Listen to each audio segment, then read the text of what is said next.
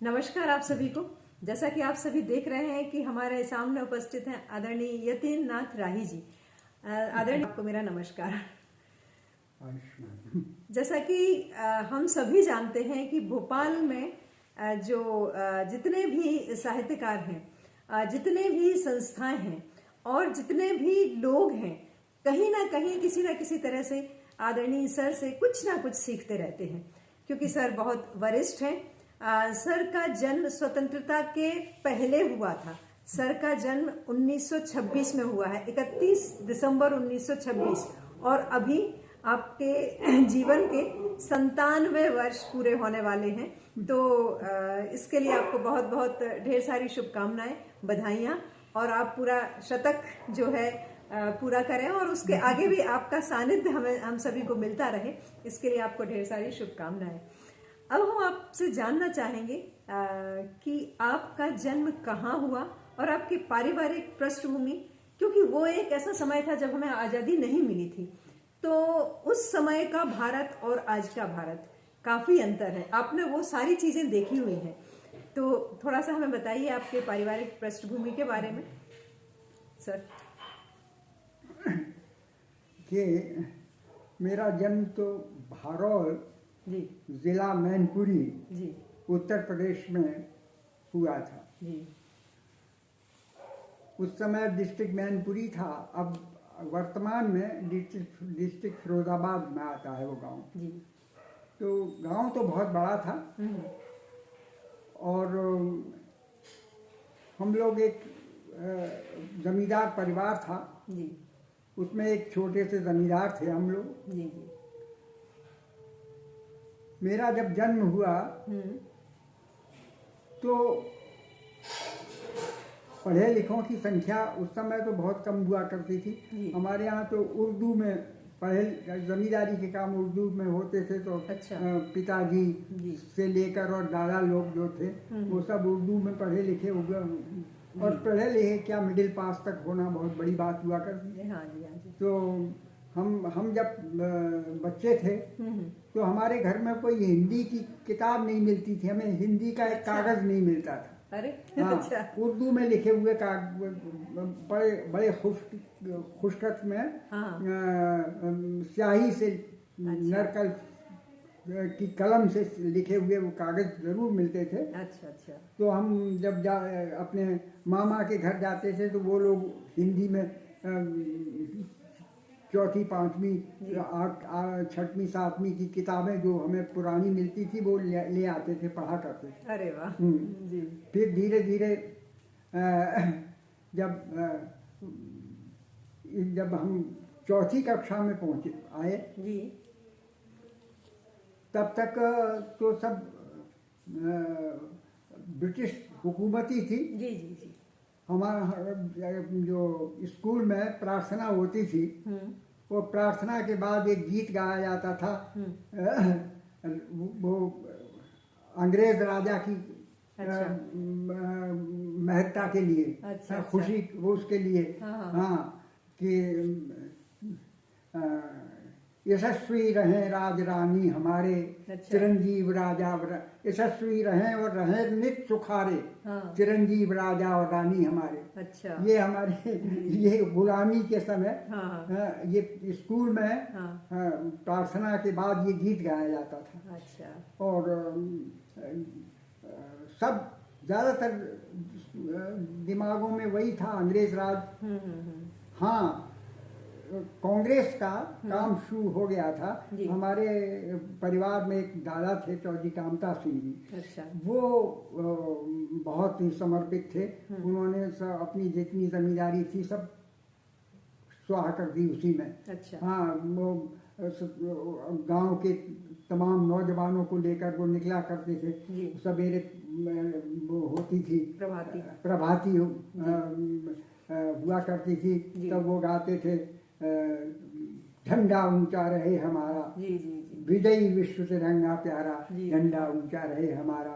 तो वो तब ऐसा लगता था कि मन में ऐसी तो कुछ भावना नहीं आती थी, पर ये लगता था कि हाँ ये भी एक कुछ है।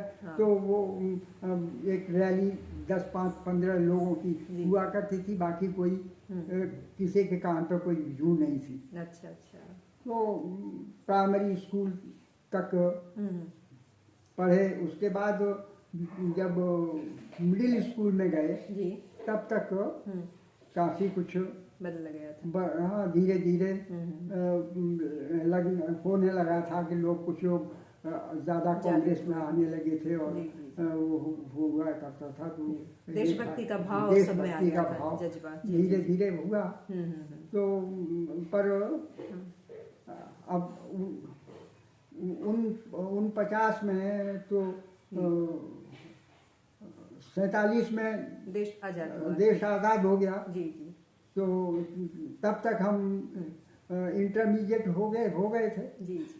चलिए, जैसे कि हम देख रहे हैं कि आपकी ढेर सारी पुस्तकें जो हैं वो प्रकाशित हो चुकी हैं। अभी जो आपकी प्रकाशित कृति जो है गीतों की, पत्थर सच बोले, और इसके पहले अभी दूर चलना है, अंजुरी भर हर सिंगार, बाहों भर आकाश, महाप्राण, घरौंदे रेत के, रेशमी अनुबंध, पहरीले झरोखों से, तितली बादल मोर कबूतर, दर्द पिछड़ी जिंदगी का, और ये क्या है, सांध के ये गीत लो, खुशबुओं के गांव, दादी माँ की गोद में बाल कविताएं, महाशोर के सन्नाटों से, कांधों लदे तुमुल कोलाहल, खुशबुओं के गांव, रेत पर प्यासे हिरण, जिंदगी ठहरी नहीं है। इतनी सारी कृतियां, और कुछ कृतियां अभी उपलब्ध नहीं है। तो आदरणीय राही जी का जो सृजन है वो चलता रहता है। अभी भी जब से मैंने मतलब सर के सानिध्य में आई हूँ, मैं देख रही हूँ कि हर वर्ष कम से कम एक कृति तो आपकी आती ही है। तो सर, हम ये जानना चाहेंगे कि आपकी जो साहित्यिक यात्रा है बचपन में कब से आरंभ हुई, और किस किस का आपको, क्योंकि बहुत 97 ईयर्स से आप बहुत सारे साहित्यकारों के संपर्क में आए होंगे, उनके साथ आपने जो मंच भी साझा किया होगा, उनका सानिध्य मिला होगा, उनसे सीखा होगा, उनको सिखाया होगा, वो यात्रा के बारे में मैं जानना चाहती हूँ। जब मैं 7वीं कक्षा में पढ़ता था जी, तो उस समय गांव में आल्हा होती थी। जी जी जी। और आल्हा भी रस का छंद है वो। जी, जी। तो जब आल्हा गाता था तो रौंद के खड़े हो जाते थे। तो मन करता था कि हाँ, कुछ अपन भी ऐसे गाएं। हाँ। तो मैंने 6वीं कक्षा में पढ़ते थे, तो हमारा एक मित्र था, उसके नाम पर हमने एक 10-12 लाइनें आल्हा की ली थी। अच्छा। और वो कागज मेरे जेब में रखा था। जी जी। तो कहीं गिर गया। हाँ। तो हमारे चाचा को मिल गया। तो उन्होंने हमको लताड़ लगाई कि जी आल्हा लिखते हो, पढ़ते लिखते हो। हाँ, तो हमने कहा भैया ठीक है। खैर, जब 9th में हम आए तो हमारा इंटर कॉलेज था, तो वहाँ एक पत्रिका निकलती थी वर्ष में एक बार। तो 9th में हमने एक ललित निबंध लिखा था। अच्छा। हाँ, आंसू आज तुम्हारा ये परिहास, वो पहला मेरा निबंध था जो पत्रिका में छपा। हाँ हाँ। तो लोगों ने बहुत अप्रिशिएट किया उसे, इतना अच्छा लिख लेता है ये लड़का। अच्छा। तो खैर हम रचनाकार हो गए। अरे वाह, क्या बात है। और फिर उसके बाद जब हम उसमें आए जॉब में, 10वीं में। अच्छा। 10वीं कक्षा में आए तो 11वीं में आते आते हम कहानी वो प्रेमचंद जी की कहानियां पढ़ी। हाँ हाँ। तो कुछ प्रभाव हुआ तो हमने कहानी तो 4-5 कहानियां लिख डाली। अरे वाह। और मेरी उसमें से 3 कहानियां छप गई। अरे क्या बात है। 3 कहानियां छप गई तो हम कहानीकार हो गए। मधुकर के नाम से कहानी लिखने लगे हम। अच्छा। हाँ। तो और इस बीच में जब 11वीं कक्षा में हमारे प्रोफेसर ने हमें एक वो दी भगवती चरण वर्मा की प्रेम संगीत। अच्छा। तो वो जब मैंने पढ़ा तो गीता शुरू हो गया। अच्छा। तो मैंने गीत लिखना शुरू कर दिया। जी।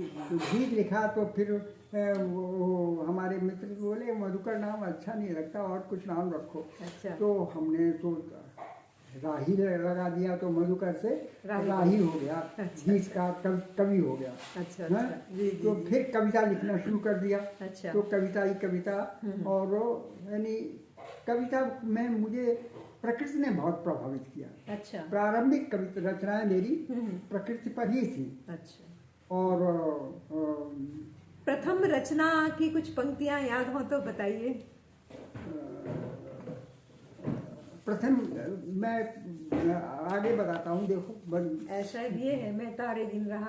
हाँ हाँ हाँ जी जी। हाँ, प्रथम वो मेरा प्रथम गीत था। गीत था। अच्छा। हाँ जी जब वो इस बीच में क्या हुआ जी। कि 53 में हाँ। हमारे यहाँ वो आए निराला जी। अच्छा। ब्रिज साहित्य सम्मेलन अच्छा। का हाँ, आयोजन था। जी। तो बहुत बड़ा सा अखिल भारतीय स्तर का ब्रिज साहित्य सम्मेलन हुआ मैनपुरी में। अच्छा अच्छा। उसमें महादेव जो कवि सम्मेलन रखा गया, कवि सम्मेलन की अध्यक्षता महादेवी वर्मा अच्छा आई।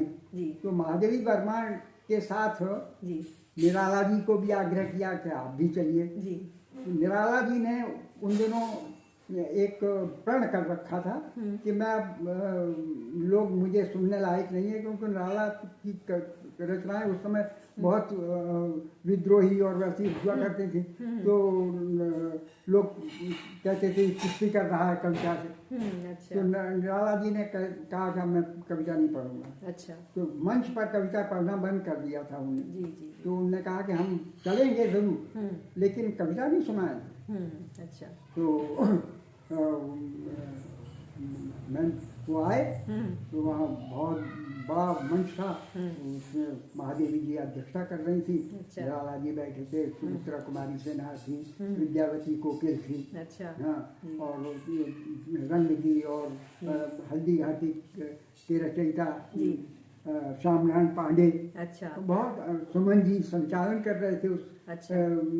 सम्मेलन का। जी जी जी।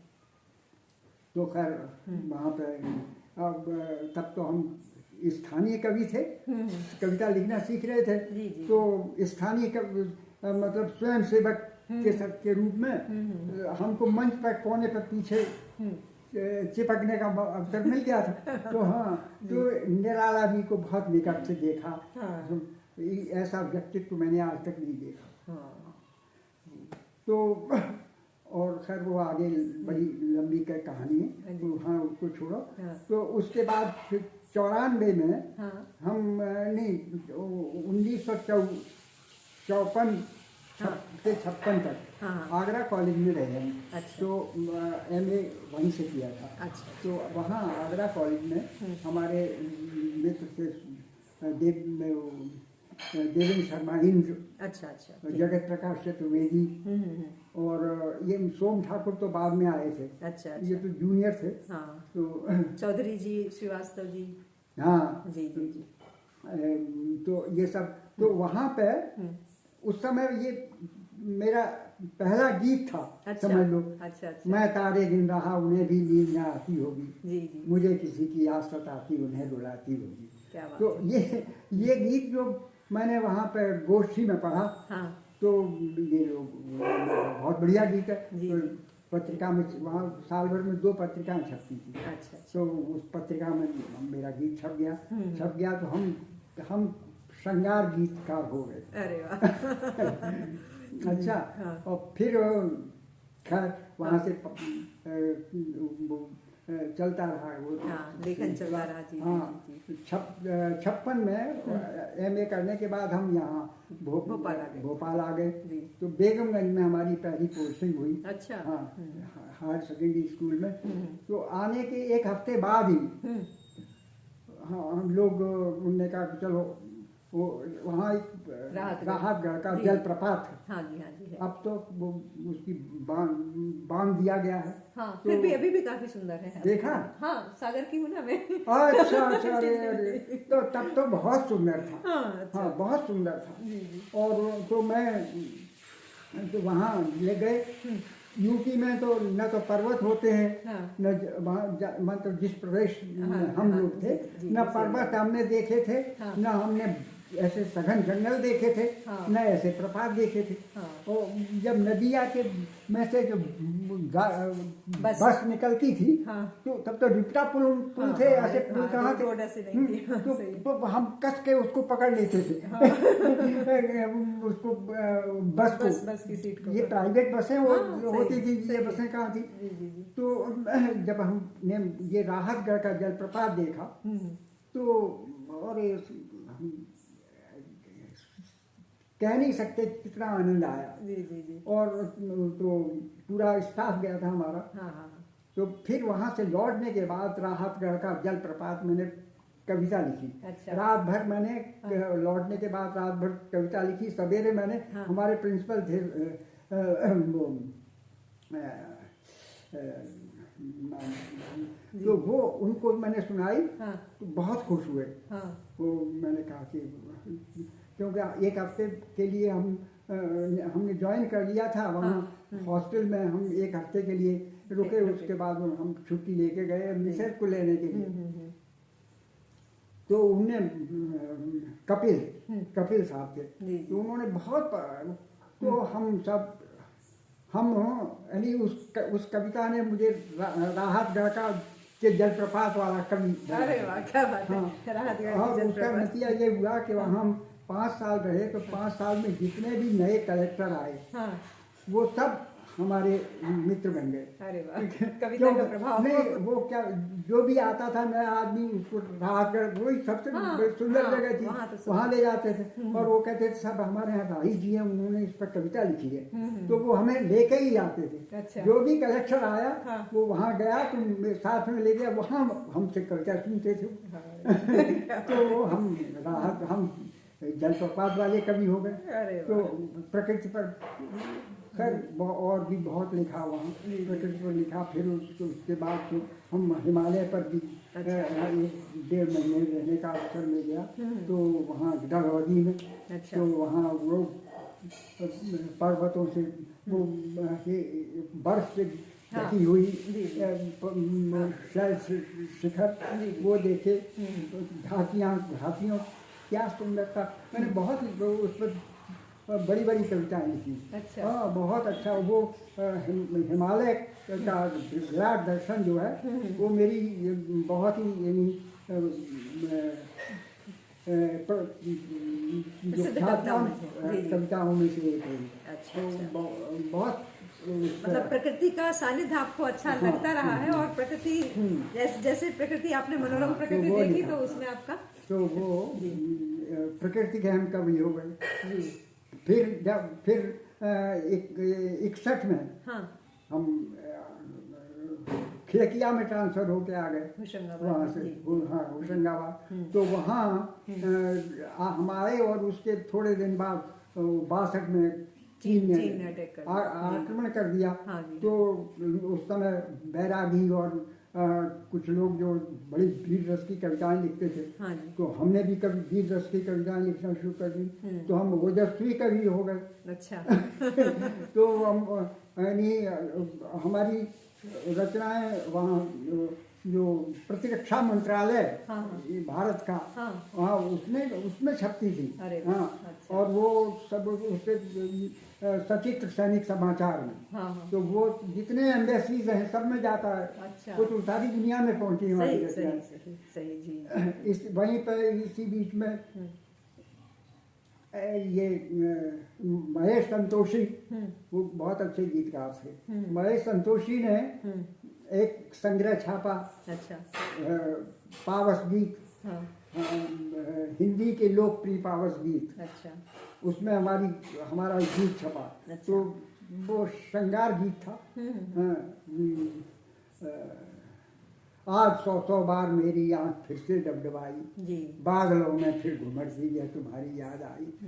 तो वो बहुत सारी श्रृंगार गीत भी चले जी। और ओजस्वी गीत फिर खत्म हो गए। हाँ।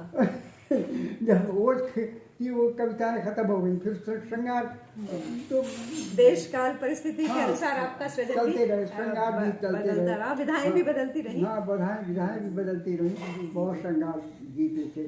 और तो ये इसमें कुछ बाल कविताओं की भी पुस्तक अभी देखी, बाल कविताएं भी आपने लिखी हुई हैं। हाँ, तो फिर क्या हुआ कि खिड़किया से हम लोग ट्रांसफर होके इधर फिर यहाँ आ गए हरसूद में। अच्छा। तो हरसूद में आने तक क्या हुआ कि बच्चे जो है थे वो हो गए स्कूल गोइंग। तो उनको देख अच्छा, कर उनको क्या खास बात ये रही कि हम कभी सम्मेलनों में जाया करते थे रात में। अच्छा। तो मिसेज हमारी लोअर डिवीजन टीचर थी। तो उनने कहा एक दिन कि आप तो कभी सम्मेलनों में रहते हो, बच्चे तो खैर हमारी दादी भी माँ के साथ में रहती थी, तो बच्चे सब चलते रहते थे। तो उन्होंने कहा कि अब मैं मेरे मिडिल स्कूल में थी वो टीचर, तो हेड मिस्ट्रेस वहाँ ग्रेजुएट आने लगी। अच्छा। तो उन्होंने कहा कि भाई मैं इतनी सीनियर हूँ और मेरी छोटी छोटी लड़कियाँ मेरी हेड मिस्ट्रेस बन के आ जाती हैं, तो भाई मुझे भी कुछ करना चाहिए। तो मैंने कहा करो, तो क्या आप करें कैसे, आप तो कभी सम्मेलनों में रहते हो। तो मैंने कहा बंद। तो मैंने कहा कि अब कहीं बाहर नहीं जाएंगे, बच्चों को देखेंगे और घर देखेंगे। तुम अपने तो उन्होंने 10th पासिंग के बाद उस जमाने में तो ये था कि जैसे मुझे मैं तो प्रत्यक्ष रूप से आया था। मैंने उन्होंने कहा कि लेडीज को तो बता दो, दे देते। तो हमने कहा, जब हमने हमें वो दिया लेटर, तो हमने कहा हमारी मिसेज भी है, कितनी पढ़ी है। मैंने कहा मैं 2nd क्लास में मैट्रिकुलेट है। तो वहीं बेगमगंज में ही उनको भी दे दिया। अरे वाह, क्या बात है। जी। तो ये आवती, तो फिर उन्होंने कहा, तो फिर उन्होंने इंटरमीडिएट किया, इंटरमीडिएट के बाद ग्रेजुएशन किया। अच्छा। ग्रेजुएशन के बाद MA किया। अरे वाह। हाँ। तो फिर वो तो प्रमोशन हो गया उनका। तो ये सब जब तक उन्होंने MA किया तब तक बच्चे बड़े बड़े हो गए। तो भाई दायित्व हमारे जो बढ़ते गए, फिर बच्चे जब बड़े हो गए तो उनके कॉलेज में लड़कियां इंदौर में पढ़ती थी। अच्छा। दो बेटियां दोनों MSc हैं, तो वो वहाँ पढ़ती थी। बेटा इसमें यहाँ आ गया मौलाना आज़ाद में MA सिटी में। तो अब 2 बेटियां इंदौर में, बेटा भोपाल में। तो अब हम कैसे रचना वचना सब बंद। अच्छा। हाँ, कुछ लिखना पढ़ना उसके बाद हमने घर देखा। अच्छा। और वो उसके बाद जब 98 में मिसेस भी रिटायर्ड हो गई, बच्चे सब बेटियों की शादियां हो गई। ये रह गई थी। अच्छा। हमने फिर एक बड़े लंबे गैप के बाद में फिर से अपने यहाँ आके साहित्य की दुनिया में प्रवेश किया। दुनिया में आए तो कमलकांत सक्सेना थे। अच्छा। एक उनका निकलता था साहित्य सरोज। अच्छा। साहित्य सरोवर पत्रिका निकलती थी। भवेश को जानती हो? हाँ, भवेश के पिताजी। अच्छा। तो मैंने वो मेरे एक गीत है वो ओंकार, बहुत अच्छा यानी आध्यात्मिक गीत है। और मैंने ओंकार ब्रह्म है और ओंकार को मैंने अपने आसपास देखा है। अच्छा। तो वो गीत मैंने वो उनको सुना, महेश संतोषी को मैंने बताया, महेश संतोषी। तो वो गीत मैंने महेश संतोषी को सुनाया तो उनने कहा कि ये हमारे एक पत्रिका है उसमें उसमें दे दिया। तो कमलकांत ने वो भोपाल में आने के बाद पहला वो गीत कमलकांत ने छापा था 2000 में। अच्छा। साहित्य के क्षेत्र के महारथियों के साथ में आपने काम किया है। माखनलाल चतुर्वेदी। सही बात है। माखनलाल चतुर्वेदी के चरणों में बैठ के बहुत सीखा। और जो किताबें मैंने जो कविता संग्रह सांसों के स्वर और अनुनाद दिशा, जिसमें सब और लोगों की कविताएं थी। तो वो दो मैंने माखनलाल चतुर्वेदी कोई वो किए, समर्पित किए। और उनके साथ उनको पद्मश्री मिला था। तो उसके आयोजन वो तो मिला था 63 में, और 2-3 साल बाद फिर उसका जश्न मनाया गया। अच्छा। तो उसकी स्मृति उसमें पद्मभूषण मिला था। तो उसमें एक बहुत बड़ा कवि सम्मेलन हुआ। उसमें कवि सम्मेलन में ये सोहनलाल द्विवेदी जैसे बहुत तमाम माखनलाल चतुर्वेदी के साथियों में से कई लोग थे। अच्छा। सुमन जी उसका संचालन कर रहे थे। अच्छा। तो मध्य यहाँ के स्थानीय कवियों में मैं था। तो तमाम कुछ उर्दू वालों ने बहुत अच्छी रचनाएं, उर्दू वाले तो वो वर्णन करते हैं ना, व्यक्ति निष्ठ कविता ज़्यादा होती है उनकी। तो उन्होंने एक उर्दू वाले ने बहुत अच्छी रचना सुनाई। अच्छा। तो उसके बाद सुमन जी ने मुझे पुकारा। तो मैंने दादा के लिए ही कविता लिखी थी। अच्छा। नमन तुमको राष्ट्र की नवचेतना के अमर गायक। तो वो मैंने जब पढ़ता भी अच्छा था।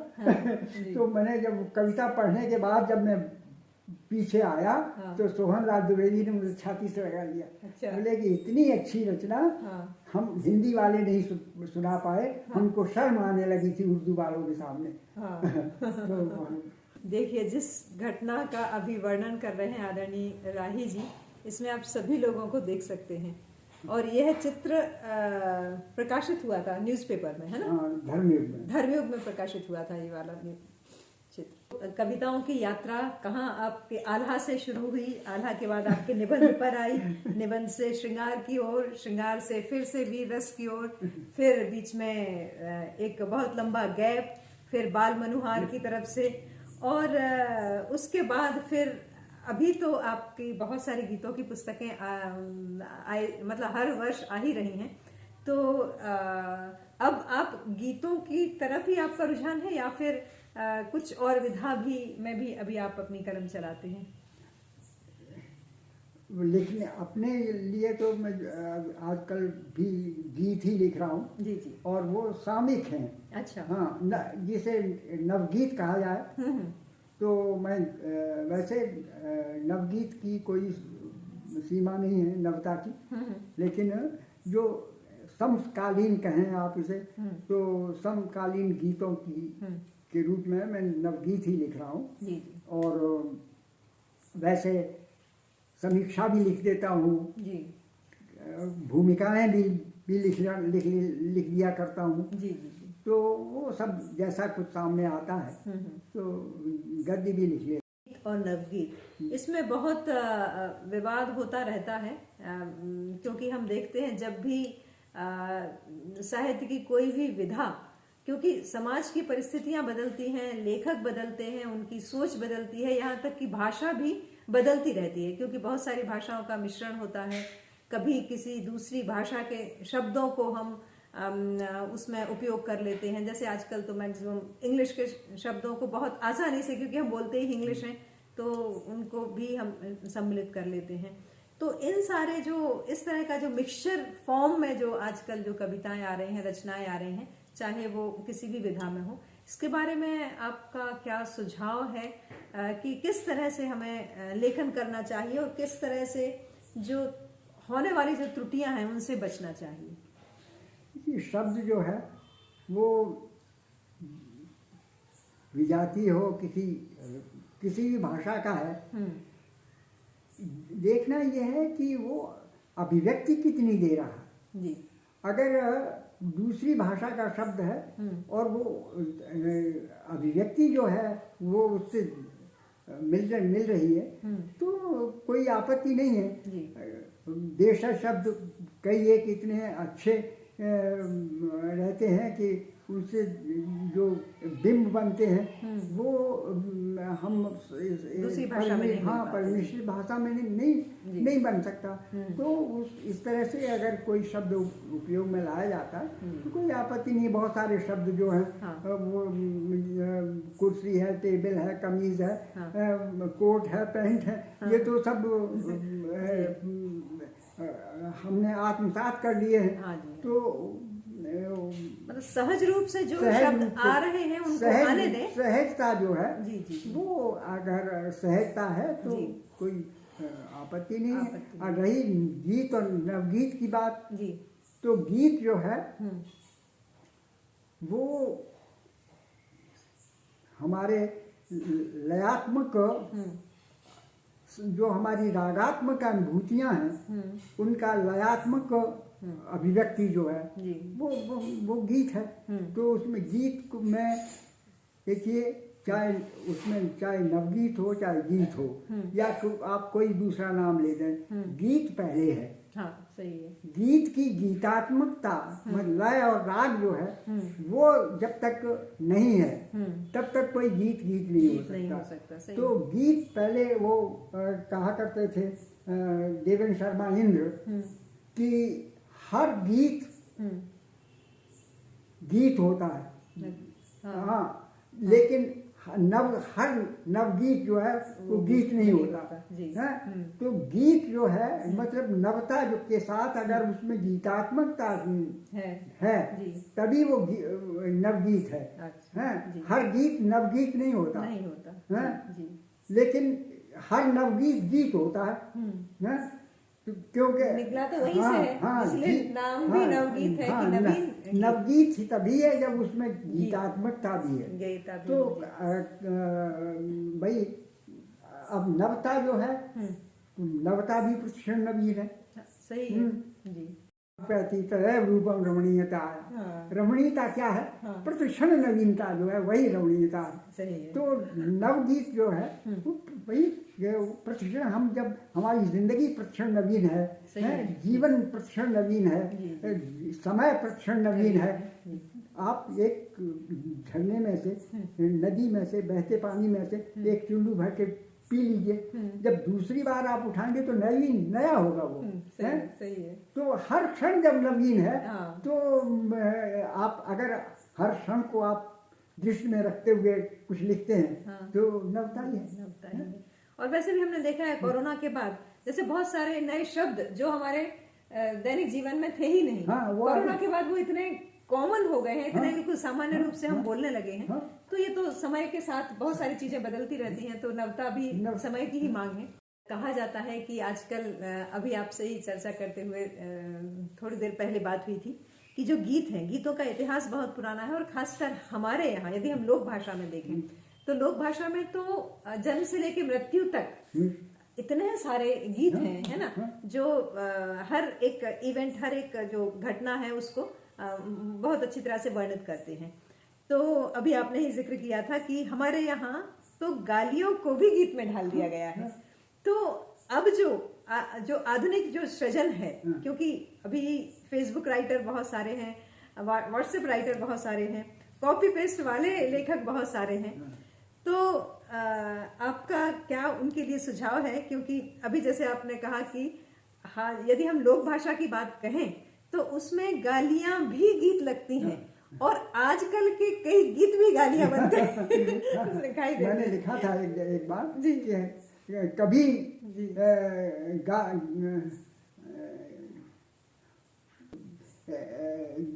गीत हुआ करती थी और अब गीत गालियां हो गए। तो प्रश्न यही है कि वो गालियां क्यों हो रहे हैं? यही सोचना हम भाई किसी को बुरा भला कहते हैं तो उसकी भी एक मर्यादा होती है। जी जी। तो कभी यानी हम सामने वाले को बुरा भी कह लें पर वो महसूस कर ले, बट दूसरा कोई ये नहीं समझे कि हाँ ये इसको कुछ अपशब्द कहा गया है। तो भाई अपशब्द कहने के लिए भी भाषा है, भाषा या संयत तो भाषा का उपयोग करें। भाषा को संयत रखें। जी जी। तो गीत जो है वो उसमें रसात्मकता है, जो उसमें वो नहीं है, घृणा नहीं है। जी जी। तो क्योंकि आपने बहुत आप गीत तो आपके, मैं ये कह सकती हूँ कि रुधिर में रचा बसा हुआ एक जो विधा है वो बहुत ज्यादा है, क्योंकि हर अधिकांश पुस्तकें आजकल जो आपकी आ रही हैं गीत पर ही आ रही हैं। हालांकि आप सारे विधा में माहिर हैं, पारंगत हैं। तो जो हमारे दर्शक हैं उनके लिए आपका कुछ सुझाव कि किस तरह से गीत लिखें, क्या क्या सावधानियां उसमें बरतें, और कुछ ऐसे पॉइंट्स जो कि उनके लिए एक मार्गदर्शन का काम करें कि नहीं हमें इन चीजों को ध्यान में रखते हुए सृजन करना है ताकि उनका सृजन जो है वो सार्थक हो। देखिए जी, ऐसा कोई मापदंड या मापदंड नहीं है। जी जी। वो तो आप अपने भीतर ही जी जो रसात्मकता महसूस करते हैं, जी हैं जो अब भीतर डूब कर आप देखिए अपने आप को, जी। तो आपको जो रसमय लय हाँ जी। है वो अभिव्यक्त ऐसा करिए कि भाई दूसरे के हृदय को भी जो रसात्मक बनाए। तो बाकी क्या कैसे कहो ये तो ये सब कहने वाले के ऊपर है कि वो कैसे क्या कहता है। हाँ जी। तो आपका सुझाव यही है कि जो आप लिख रहे हैं उसको पहले खुद बांचें, उसको खुद गाएं, और उसके बाद जब आपको लगता है कि इसमें रसात्मकता आ गई है, गेयता बहुत अच्छी आ गई है, तो फिर वो आपका जो गीत निकलेगा वो परिष्कृत रूप से ही निकलेगा। जी, हम चाहेंगे आपसे आपका कोई पसंदीदा गीत सुनना आदरणीय। भौरों की है गुंजन, जी जी,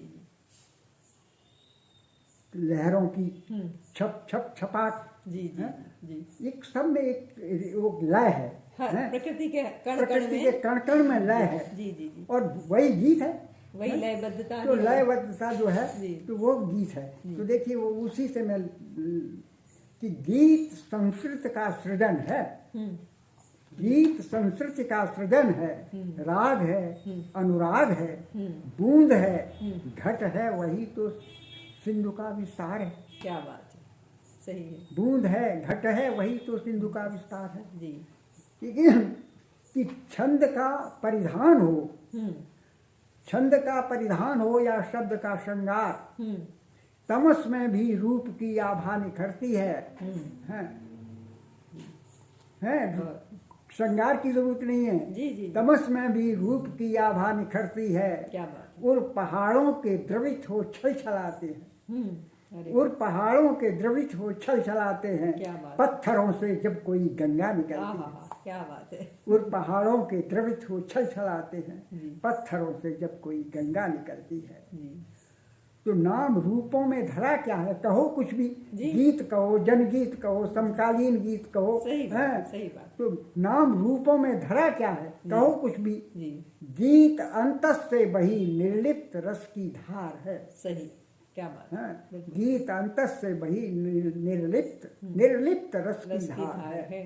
देखिए दूसरा चरण इसका कि तमस से संघर्ष करता गीत जलता है। तमस से संघर्ष करता गीत जलता है, आंधियों में नीड़ बुनता स्वप्न गढ़ता है। तमस से संघर्ष करता गीत जलता है, आंधियों में नीड़ बुनता स्वप्न गढ़ता है। गीत लिखता है शिलाओं पर नए यशगान, पत्थरों पर, धूल में नहीं। गीत लिखता है शिलाओं पर नए यशगान, कब कि जब कोई संकल्प गति की युग की गति बदलता। क्या युग परिवर्तन जो कब जब तो उसके यशगान भी गाए जाते हैं। सही बात। गीत लिखता है शिलाओं पर नए यशगान, जब कोई संकल्प युग की गति बदलता है। तो गीत ब्रह्मानंद का पहला सहोदर है। सही। ब्रह्मानंद से बड़ा कोई आनंद नहीं। सही। और दूसरा आनंद काव्य आनंद है, तो छोटा भाई है। हाँ, सही है। गीत ब्रह्मानंद का पहला सहोदर है जी। गीत स्वर की साधना में लय विलय का सार है जी। गीत ब्रह्मानंद का पहला सहोदर है गीत स्वर की साधना में लय विलय का सार है। क्या बात। और देखिए अंतिम चरण कि गीत केवल शब्दों में ही नहीं है, शब्दों के परे भी गीत है। सही बात है। जहाँ शब्द नहीं है वहाँ भी गीत वहाँ है, भी गीत आंखों में गीत है, जी, है जी। गालों पर गीत है, माथे पर गीत है, भौहों पर गीत है। सही बात है। तो एक आंसू ही चुआ था पलक पर आकर, एक आंसू ही चुआ था पलक पर आकर, गीत कितने प्यार के लिखे हवाओं ने। क्या बात है। एक आंसू ही चुआ था पलक पर आकर, गीत कितने प्यार के लिखे हवाओं ने। कह गई जो मौन की भाषा कपोलों पर, कह गई जो मौन की भाषा कपोलों पर, शब्द गूंगे हो गए, शब्द बौने कर दिए अभिव्यंजनाओं ने। क्या बात है। क्या कह गई जो मौन की भाषा कपोलों पर, अर्थ बौने कर दिए अभिव्यंजनाओं ने। तो गीत शब्दातीत के उस पार की अभिव्यक्ति है। सही है। गीत शब्दातीत के उस पार की अभिव्यक्ति है, गीत भावातीत की अनुभूति की झनकार है। क्या बात। गीत भावातीत के अनुभूति की झनकार है। तो ये गीत मेरी दृष्टि में ये है। सही बात है, बिल्कुल सही बात तो है। बहुत अच्छी तरह से आपने पर गीत को परिभाषित किया, उसकी सारी जो विशेषताएं हैं, किस तरह से होना चाहिए। एक अब इसकी इस दृष्टि से आप जैसे भी समझे वैसे गीत है। सही बात है। सही बात है। तो तुम कहो तो अस्तमित सुर्खियाँ। अच्छा, अस्तमित सुर्खियाँ। सुर्खियाँ। अरे वाह। सूरज सवेरे निकलता है तो लाल होता है, डूबता है तब भी लाल होता है। हाँ। जी जी जी। है? जी। तो वो यानी डूबती हुई सुर्खियाँ। हाँ। हैं? देखो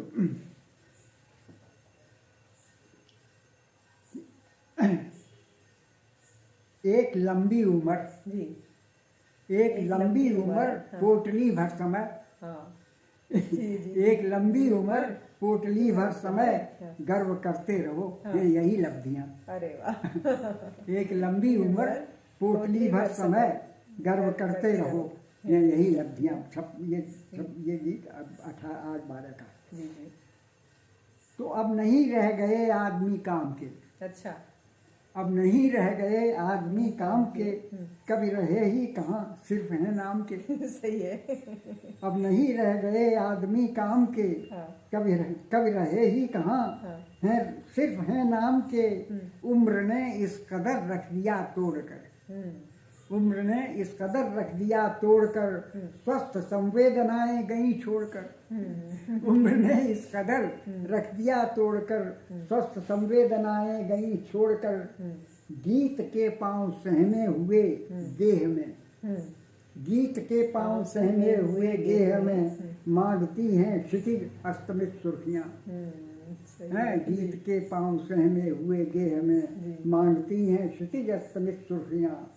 बोझ कंधों धरे रेंगती सी कलम, बोझ कंधों धरे रेंगती सी कलम, बीनती नित्य नवता नए पंथ पर। नवगीत की बात है। हाँ, बोझ कंधों धरे रेंगती सी कलम, बीनती नित्य नवता नए पंथ पर। कह रही घंटियां मंदिरों की हमें, है रोज नए उद्घाटन हो रहे, नई किताब के आ रही है, लोकार्पण हो रहे हैं। मैं सुनता रहता हूँ यहाँ के आज किसकी किताब की है। तो नए नए गीतकार उभर के आते हैं। तो बोझ कंधों धरे रहेंगी तीसरी कलम, बीनती नित्य नवता नए पंथ पर। कह रही घंटियां मंदिरों की हमें, कह रही घंटियां मंदिरों की हमें, देवता लो नया एक आया उतर। कह रही घंटियां मंदिरों की हमें, देवता लो नया एक आया उतर। बस यही भोर है, बस यही शाम है। अच्छा, बस यही भोर है, बस यही शाम है यही गीत की अधबुझी अर्चियाँ, है यही गीत की अधबुझी अर्चियाँ। अंतिम है कि खुशबुओं के कभी एक परिवार में, खुशबुओं के कभी एक परिवार में ज्योति पोषित हुई गीत गाथा नई। खुशबुओं के कभी एक परिवार में ज्योति पोषित हुई गीत गाथा नई। शब्द छू भर गए, शब्द छू भर गए मुस्करा दी हवा। शब्द छू भर गए मुस्करा दी हवा। प्यार की बात थी आरती बन गई। अरे वाह, क्या बात है। शब्द छू भर गए मुस्करा दी हवा। प्यार की बात थी आरती बन गई। अब हवाओं के हाथों विवश कांपती। अब हवाओं के हाथों विवश कांपती। रह गई ओठ पर गीत की झुर्रियाँ। क्या बात है। अब हवाओं के हाथों विवश कांपती। रह गई ओठ पर गीत की झुर्रियाँ। एक लंबी उम्र पोटली भर समय गर्व करते रहो है यही लब्धियाँ। क्या बात है, क्या बात है। गीत की पूरी उम्र का वर्णन और बहुत सारी चीजें शब्दों के परे जो कह दी हैं आप। ऐसी बात के अब तो लिखना बंद कर दिया होगा। अच्छा, कहा होगा आपसे जी। हाँ, तो हमने कहा यार भाई हैं, तुम क्यों समझ रहे हो कि हमने बंद कर दिया। तो एक गीत लिख दिया मैंने। जी जी। महाकाल के अंध डगर में भटके कदम किंतु कब ठहरे। सही बात है। महाकाल के अंध डगर में भटके कदम किंतु कब ठहरे। एक समय का छोटा टुकड़ा मैंने अपने नाम कर लिया। ओहो, क्या बात है। जी। महाकाल के अंध डगर में भटके कदम किंतु कब ठहरे। एक समय का छोटा टुकड़ा मैंने अपने नाम कर लिया। मात्र एक आभास मिला था महासिंधु की क्षणिक लहर का। मात्र एक आभास मिला था महासिंधु की क्षणिक लहर का। उभरा एक रूप दर्पण में जब से मेरे प्रिय मनहर का। अरे वाह, थोड़ा सपेक हो गया थोड़ा। जब हम उभरा एक रूप दर्पण में जब से मेरे प्रिय मनहर का। तटके रेत कणों को मैंने अपना पूजा धाम कर लिया। मैंने अपना नाम कर लिया। तो सोचा था दो चार बीन लूं।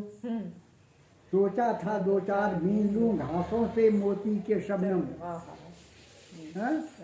सोचा था दो चार बीन लूं घासों से मोती के शबनम।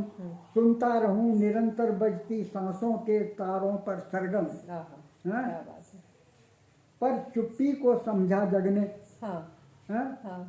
पर चुप्पी को समझा जगने मैंने पूर्ण विराम कर लिया। पर चुप्पी को समझा जगने मैंने पूर्ण विराम कर लिया। और अंतिम चरण है इसका कि रितम भरा के सृजन क्षणों से। रितम भरा सृष्टि है। रितम भरा के सृजन क्षणों से छिटके हुए बूंद गंगा जल। रितम भरा के सृजन क्षणों से छिटके हुए बूंद गंगा जल। करते रहे सहज पल्लवित अखवाते भीतर के पल पल। रितम भरा के सृजन क्षणों से छिटके हुए बूंद गंगा जल। करते रहते सहज पल्लवित अखवाते भीतर के पल पल। वे मेरे हैं मैं उनका हूँ। वे मेरे हैं मैं उनका हूँ। कैसे कहाँ प्रणाम कर लिया। प्रणाम करने के बाद भैया छुटकारा भी है। प्रणाम करने के बाद समाप्ति नहीं है। समाप्ति नहीं है, मैं तो एक थोड़ा सा गैप है। कैसे कहाँ प्रणाम कर लिया, थोड़ी दिया और छूटते भी नहीं है। छूटता भी। आज का ताजा ताजा लिखा हुआ गीत है ना। जी जी, सुनाइए। गीत एक और सुनो जी। ठहरो फिर चलते हैं। जी। गीत एक और सुनो ठहरो फिर चलते हैं। कि धूप की गठरिया है ठिठुराते कंधों पर। धूप की गठरिया है ठिठुराते कंधों पर। जाने कब बहके पग टूटे तटबंधों पर। गीत की गठरिया है टूटे धूप की गठरिया है ठिठुराते कंधों पर। जाने कब बहके पग टूटे तटबंधों पर। उफनाती नदियाँ है उफनाती नदिया पर बर्फ की हवाएं हैं। उफनाती नदिया पर बर्फ की हवाएं हैं। पग पग पर लहरों के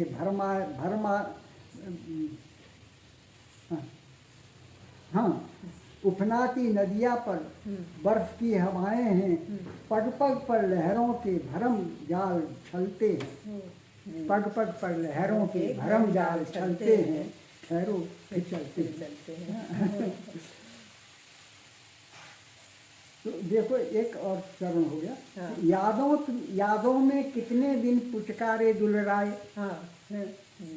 पुराने हैं। हाँ। यादों में कितने दिन पुचकारे दुलराए, बीती तो उम्र कहाँ अब तक हम गा पाए।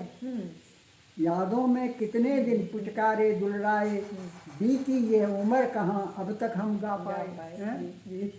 उन स्मृतियों को हैं, बातें अनुभवों की, नैनों की गालों की, अनबोले बोल आज प्राणों में घुलते हैं।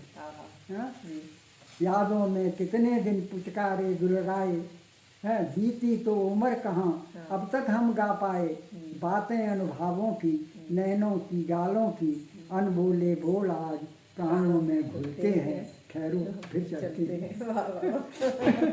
तो ये अब आजकल से बिल्कुल अब ये इस किताब का आखिरी गीत हो जाएगा जी। पुस्तक का नाम क्या बताया था आपने? नाम इसका होगा अस्तमित सुर्खियाँ। अस्तमित सुर्खियाँ।